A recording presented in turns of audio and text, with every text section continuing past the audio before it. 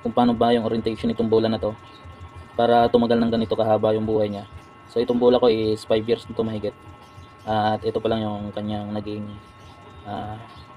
damage. So na-flat ng konti pero magagamit pa naman yan. Hindi pa naman siya, tingnan nyo kung gaano pa siya kabilog. Wala pa siyang masyado. Although mayroon siyang mga flat na surface, pero ang ginagawa ko ginagawa ko lang ng remedyo. Yung likod nito, itong likod yan, kaya may likod yan. So dyan yan dumutulas, dyan yan babangga. Sample natin dito. So kung clockwise yan, pag ganyan, tapos pag umangat na yan, dun siya babangga dito sa likod na to, sa likod ng bola. Ayan. So pag binaliktad mo yan, pag ganyan, so ayong kakayod sa kanya ito. So hindi pwedeng kayurin to, kasi pag nakayod yan, mawawasak yan, mawawasak tong bola na to. Kailangan nakatalikod talaga pag ganito. Ito, tandaan nyo to, itong walang likod na to is nakaharap dito. Itong parang poste na to. Ayan. So iharap natin yan dyan. So hindi kayo malilito dyan kasi kailangan nakaharap dito sa may poste. Ayan.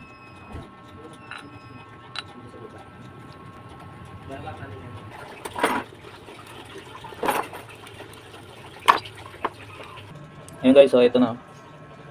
Ito na mga brother. So ating tatagal na to ng ilang buwan. Tapos palitan nyo ulit kasi lilinisan nyo rin naman yung panggilid nyo mga ilang buwan din.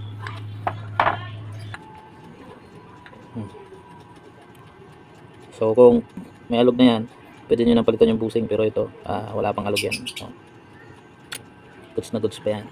Parang linya, ayan o. Ayan, focus natin. Kailangan nang palitan yung o-ring natin. Ayan, so pag inangat nyo yan, may iiwan yan. Ayun, ang dami o. Ang dami. Ayan, napakadami o. So tingnan natin kung gaano siya karami. Kayurin natin, paikot. Ayan o. Oh. Diba? Ang dami. Ilalim din, makikita nyo rin kung palitin na siya kasi may naiiwan din dong grasa ito sa pinakailalim, yung pinaka dun sa pinaka puno niya. Ayan. Ayan o. Oh. Ang daming grasa. So ayan ang indication na pwede na natin palitan yung ating oil seal. So pati o-ring na rin kasi babaklasin nyo tong ano na to, tong cap na to. So pag binaklas nyo yan, palitan nyo na rin pati o-ring. So ayun lang. At dito kailangan natin i-maintain yung grasa dito sa mga bearing na to dito.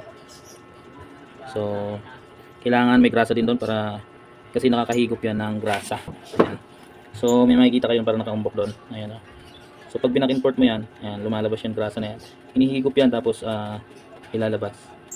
Ayan. So parang may ano siya, parang mayroon siyang passage dun sa loob ng grasa. So ayun, pag mayroon na tayong pamalit, papalitan natin. Ayan.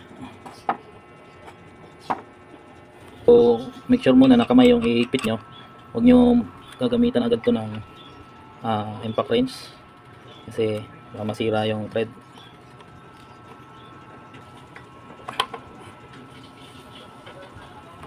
So higpitan na natin ang kamay bago natin